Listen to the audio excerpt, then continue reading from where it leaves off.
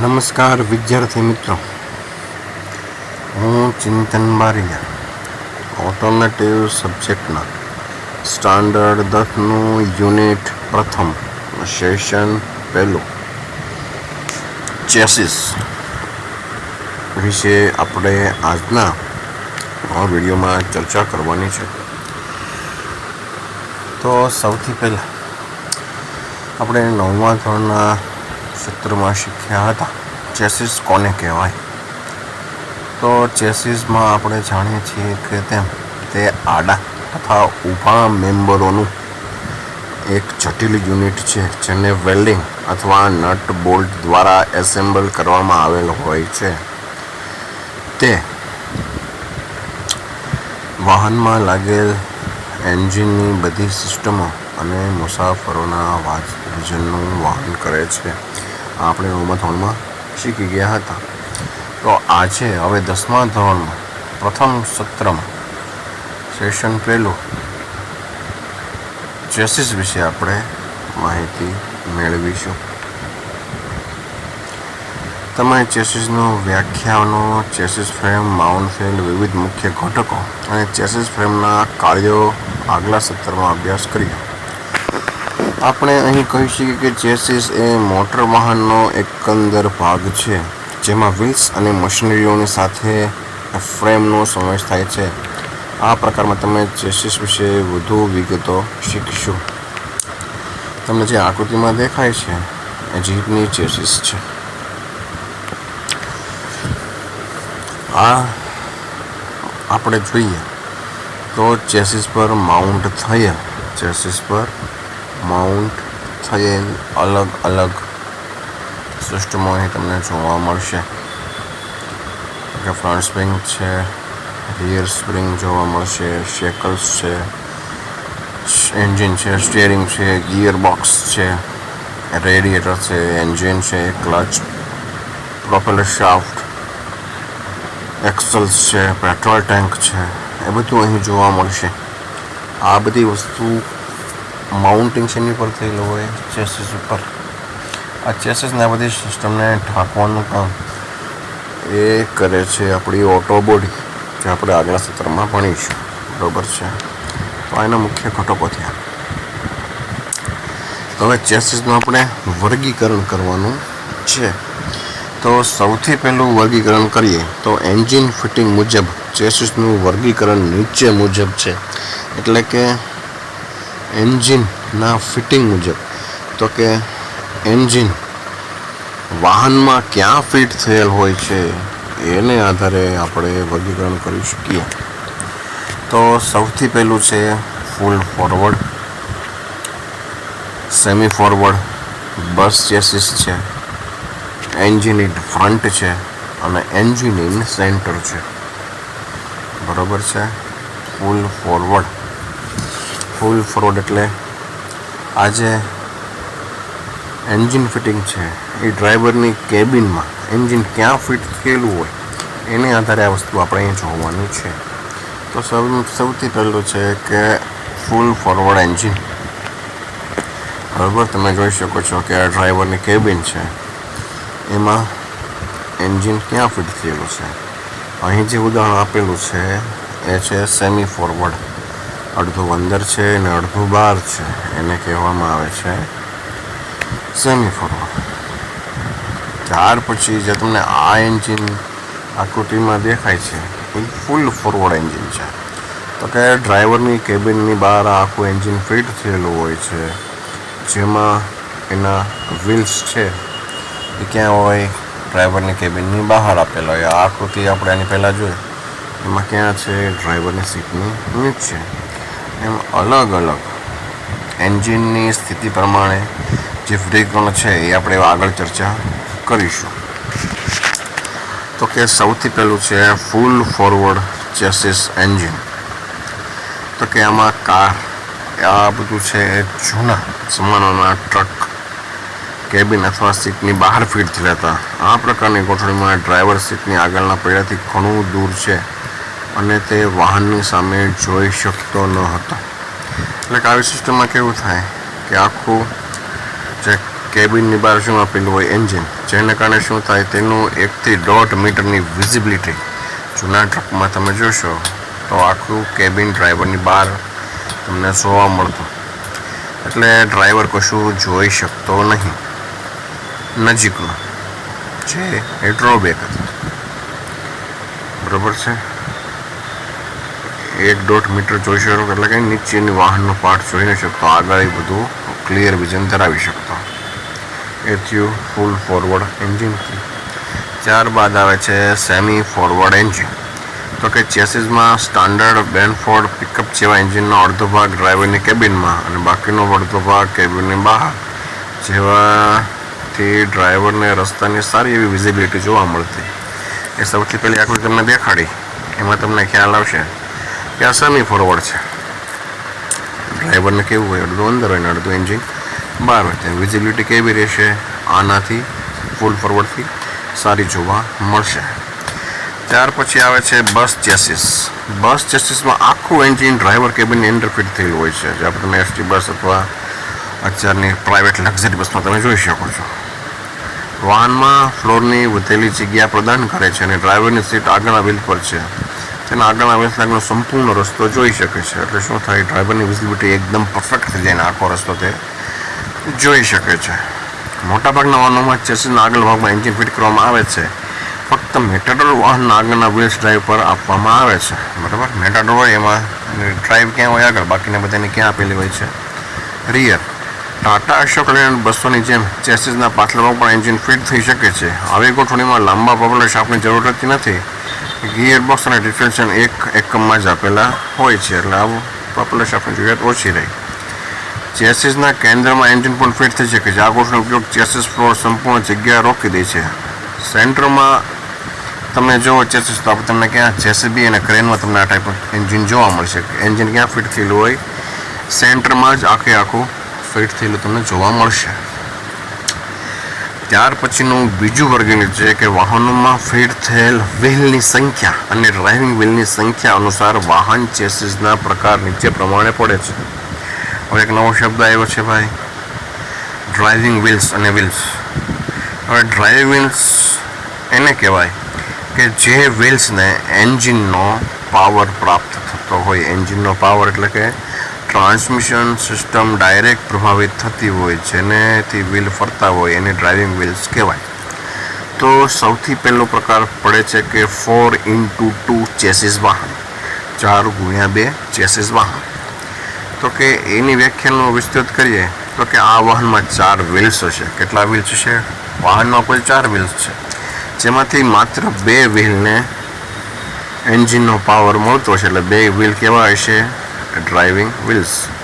વાહનમાં કુલ 4 વ્હીલ્સ છે, પણ તેમાંથી 2ને શું મળે? એન્જિનનો પાવર. પછી બી છે એ 4x4 ડ્રાઇવિંગ ચેસીસ વાહન. એટલે કે વાહનમાં 4 વ્હીલ્સ છે અને તેમાં બધાય ડ્રાઇવિંગ વ્હીલ્સ છે. એટલે કે તેમાં દરેક વ્હીલને એન્જિનનો પાવર પ્રાપ્ત થતો હશે. એટલે એને 4x4 ડ્રાઇવિંગ વ્હીલ્સ કહેવામાં આવે છે. ત્યારબાદ જોઈએ તો ત્રીજો પ્રકાર છે 6x2 ચેસીસ વાહન. એટલે કે આ વાહનમાં 6 વ્હીલ હશે. આ 6 વ્હીલમાંથી 2 વ્હીલને એન્જિનનો પાવર પ્રાપ્ત થતો હશે, એમ આપણે કહી શકાય. બરાબર છે. ત્યાર પછીનું આવે છે 6x4 ડ્રાઇવ ચેસીસ વાહન. તેમાં 6 વ્હીલ્સ હોય છે, જેમાંથી 4 વ્હીલને ડ્રાઇવિંગ વ્હીલ કહેવામાં આવે છે. એટલે કે 6 વ્હીલ છે, તેમાંથી 4 વ્હીલ છે એને એન્જિનનો પાવર પ્રાપ્ત થાય છે. એટલે કે 6x4 ડ્રાઇવિંગ વ્હીલ્સ કહેવામાં આવે છે. ત્યાર પછી છે ચેસીસ ફ્રેમનું વર્ગીકરણ. પહેલાં આપણે કર્યું ચેસીસનું વર્ગીકરણ કર્યું, હવે આપણે વર્ગીકરણ કરીશું ચેસીસ ફ્રેમનું. તો સૌથી પહેલાં મુખ્ય 2 ભાગ પડે છે, કે પરંપરાગત ચેસીસ અને ઇન્ટિગ્રલ ચેસીસ ફ્રેમ. કેવી? પરંપરાગત ચેસીસ. જે પરંપરાગત ચેસીસ છે તમને આકૃતિમાં દેખાડી છે. તો કે એમાં શું છે? આડા તથા ઊભા મેમ્બરો હોય છે, તેને વેલ્ડિંગ અથવા નટબોલ્ટ દ્વારા જોડવામાં આવેલા છે. બરોબર છે. એ આ પ્રકારનો છે. હવે ઇન્ટિગ્રલ ચેસિસની વાત કરીએ. ઇન્ટિગ્રલ ચેસિસની તો એક આખું ફ્રેમ યુનિટ છે જે બોડી કન્સ્ટ્રક્શન હોય છે. એમાં જે બોડી ફ્રેમ અને ચેસિસ થયું હોય એ બધું એક જ હોય છે. બોડી ફ્રેમ ઉપર જ બધી વસ્તુ ફિટ થયેલી હોય અને આમાં શું થયેલું હોય તો કે બધી ફ્રેમ આપેલા છે આડા ઊભા મેમ્બર, એની ઉપર બધા પાર્ટ્સ ફિટ થાય છે અને આમાં શું હોય કે બધી વસ્તુ બોડીમાં જ ફિટ થયેલી હોય. આને કહેવાય ઇન્ટિગ્રલ, જે હાલના વાહનોમાં તમને આ જોવા મળશે.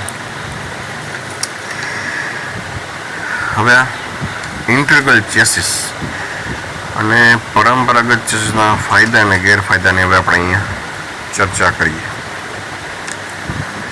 તો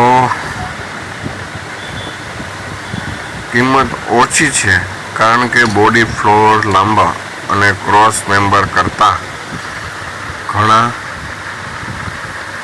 ઓછા હોય છે અને તે મેમ્બર્સ ક્રોસ મેમ્બર તરીકે કાર્ય કરતા જોવા મળે છે. બરોબર છે. અહીં આપણે તમે જોયું કે અલગ અલગ ચેસીસ હોય જેમાં આપણને અલગ અલગ મેમ્બર આપેલા હોય અને તેમાં જ બોડી ફ્રેમ છે એ એકમાં આપેલો હોય છે. બરોબર છે. વાહનનું ડેડ વેટ ઘણું ઓછું છે કારણ કે તે બોડી ફ્લોર ચેસીસનું કામ કરે છે અને વધારાના ક્રોસ મેમ્બર દૂર કરવામાં આવ્યા છે. હવે જે ઇન્ટિગ્રલ ચેસીસ છે તેમાં વજન ઓછું હોય કારણ કે એમાં આડા તથા ઊભા મેમ્બરો નહિવત હોય છે. ફ્રેમ નાબૂદને લીધે વાહનનું ગુરુત્વ કેન્દ્ર નીચું જાય છે અને વધુ સ્થિરતા આપે છે. ખાસ કરીને ઝડપથી ચાલતા વાહનો માટે ઉપર જણાવ્યા મુજબ મુખ્ય ફ્લોર ચેસિસનું કામ કરે છે. આમ નાના નાના ભાગો સેક્શન બનાવવા માટે ફ્લોર દબાવવામાં આવે છે અને વધારાની શક્તિ આપવા માટે ચેનલ વેલ્ડિંગ કરવામાં આવે છે. ભારતના ઉત્પાદન અને સ્ટાન્ડર્ડ કાર આ પ્રકારના ફ્રેમલેસ કન્સ્ટ્રક્શનથી સજ્જ છે. એટલે શું થશે કે તેમાં ગુરુત્વ કેન્દ્ર નીચું જાય. હાઈ સ્પીડ કાર માટે તે ઉપયોગી છે. તેમાં આડાવતા મેમ્બરો છે ને એટલે વજન કેવું થશે, હળવું. વજન હળવું તેની કેવી કાર્યક્ષમતા આપણને વધારે મળશે, એવરેજ પણ વધારે હશે. પણ પરંપરાગત ચેસિસ સામે આ ઇન્ટિગ્રલ ચેસિસના અમુક ગેરફાયદાઓ પણ છે જે તમને નીચે પ્રમાણે જોવા મળશે. તો કે ઇન્ટિગ્રલ ફ્રેમ ચેસિસ હોવાને કારણે એકમાત્ર ગેરલાભ એ છે કે અકસ્માતની સ્થિતિમાં તેને રિપેર કરવું, તેને યોગ્ય રીતે સેટ કરવું, એ જગ્યાએ રીતે એલાઇન કરવું એ મુશ્કેલ છે. કારણ કે શું થાય, તેમાં કોઈ મેમ્બર જ નથી જે આઘાત સહન કરી શકે. એટલે શું થાય, જ્યારે પણ અકસ્માત થાય એટલે શું થશે, ડાયરેક્ટ એ વસ્તુ ચગદાઈ જશે અને ફરીથી રિપેર કરવું, તેનું એલાઇનમેન્ટ કરવું અઘરું બને છે, જે ખૂબ જ એનો ગેરલાભ છે. ત્યાર પછીનો મુદ્દો છે ફ્રેમ નીચેના સ્ટીલના વિભાગોમાં બનેલી હોય છે. ફ્રેમનું વર્ગીકરણ હોય બીજું. પહેલાં તો આપણે એનું પરંપરાગત અને બિન પરંપરાગત. હવે એના આકારને આધારે કે જેમાં ભાગો છે ફ્રેમના આકારને આધારે એનું વર્ગીકરણ કરવાનું છે. તો સૌથી પહેલું આવે છે ચેનલ સેક્શન. કેવું સેક્શન આવે છે? Channel section. એટલે આકારમાં તમને સી આકારમાં અથવા યુ આકારમાં લોખંડનો કોઈ પણ ભાગ જોવા મળશે. પછી આવે છે બોક્સ, એટલે કે લંબચોરસ સેક્શન, પાતળી ધાતુનો તમને જોવા મળશે. અને ત્રીજું આવે છે ટ્યુબ્યુલર, એટલે કે ગોળ. હવે જે લાંબા ચેનલ સેક્શન છે, ટૂંકા મેમ્બર્સ બોક્સ સેક્શન વપરાય છે. ટ્યુબ્યુલર સેક્શનનો ઉપયોગ હમણાં 3 વ્હીલ્સ, 2 વ્હીલર્સ અને મેટાડોર્સના પિકઅપ્સમાં ફ્રેમમાં થતો હોય છે. આ જે બોક્સ છે એ 2 વ્હીલર અને 4 વ્હીલર વપરાય. જ્યારે આ સી સેક્શન છે એટલે કે ચેનલ સેક્શન, તેનો ઉપયોગ હેવી વાહનોમાં, લાંબા વાહનોમાં, બસ, ટ્રકમાં જોવા મળે છે. બરાબર. ટ્યુબ્યુલર સેક્શનમાં 2 વ્હીલર અને 3 વ્હીલમાં તેનો ઉપયોગ થતો જોવા મળે છે. હવે આ ચેસિસ ફ્રેમ ઉપર લાગતા લોડ વિશે આપણે ચર્ચા કરીએ. તો ભાર, અચાનક બ્રેક અને અકસ્માત સહન કરવા માટે ફ્રેમ એટલે હોવું જોઈએ કે ચેસિસ ફ્રેમ નીચેના લોડ પર સારી રીતના કાર્ય કરી શકતી હોવી જોઈએ. તો કે ચેસિસ અને ફ્રેમ ઉપર કયા કયા પ્રકારના લોડ લાગે તે આપણે ચર્ચા કરીએ. તો કે વાહન અને મુસાફરોનું વજનનું વહન કરતું હોવું જોઈએ. વાહન અને મુસાફરોના વજનનું વહન કરતું હોવું જોઈએ. જ્યારે વાહન બમ્પ અથવા કોઈ રોદો આવે ત્યારે વર્ટિકલ લોડ શૂન્ય થઈ જવો જોઈએ. એન્જિન ટોર્કનો યોગ્ય સામનો કરતું હોવું જોઈએ. બ્રેક એપ્લિકેશનને કારણે તેના ઉપર ઇનર્શિયા લોડ લાગતો હશે. અથડામણ દરમિયાન અચાનક અસરવાળો ભાર. લાંબા સમયગાળા માટે લોડ, દાખલા કે વળાંક લેતી વખતે રોલિંગ ફોર્સ, સેન્ટ્રીફ્યુગલ ફોર્સનો સામનો કરવો પડે, તો આ બધા ચેસિસ ઉપર લાગતા અલગ અલગ ભાર છે. તો વિદ્યાર્થી મિત્રો, આપણે અહીં ચેસિસનો વ્યાખ્યા, ચેસિસમાં એન્જિન ફિટિંગને આધારે, ડ્રાઇવિંગ વ્હીલને આધારે, તેની રચનાને આધારે, તેની ફ્રેમના આધારે અને તેના ઉપર લાગતા અલગ અલગ લોડ, તેનું વર્ગીકરણ અને તેની ઉપર લાગતા લોડની ચર્ચા કરી. તો આ સેશનમાં તમને ચેસિસ વિશે વધારે માહિતી મળી હશે. એ સાથે આપણે અહીં આ વિડીયો અને સત્ર સમાપ્ત કરીશું. ફરી નવા સત્ર અને નવા વિડીયો સાથે ઉપસ્થિત થઈશું. ત્યાં સુધી નમસ્કાર.